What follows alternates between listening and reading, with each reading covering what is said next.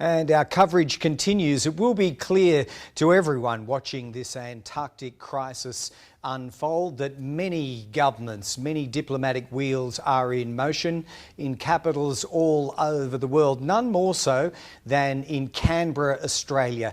Australia is no minnow in the affairs of the Antarctic, with 42% of the continent under its claim, and so the wheels really are in motion in Canberra under the leadership of Prime Minister Chris Barry, who joins our coverage again.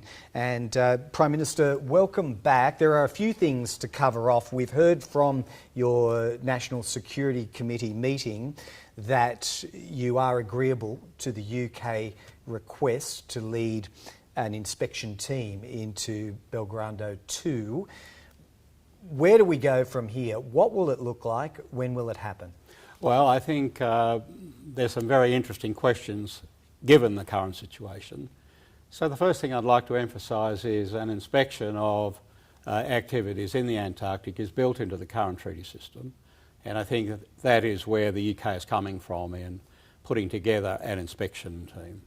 You don't think they're pushing the envelope here in a provocative sense because it's covered legally? I think it is covered legally. It is a question of timing. To my mind, being seen as an instant response to the initiative from Argentina is not a good look.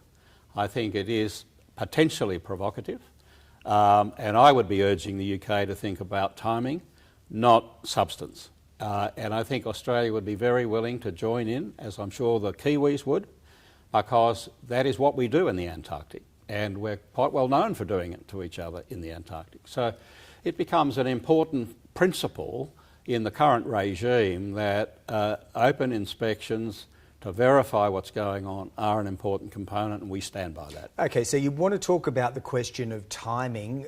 Let us presume that London sees great urgency in this team going in. What is your view about timing? Look, I think the consultative talks are only a few days away. It's not like we are going to do that next year. And so I think my preference would be that by the time we put together the mechanisms for conducting the inspections, that we arrange for the people to go down to the Antarctic and so on and so forth, I think it's going to be more or less coincident, or maybe even after those consultative talks. And what would be the benefit in it being either coincident or, perhaps more importantly, after those talks? If we're successful in leading an international collaboration on dealing with the current set of issues, and we maintain the status quo, this would be the first event that says that is exactly what we're doing, maintaining the status quo. And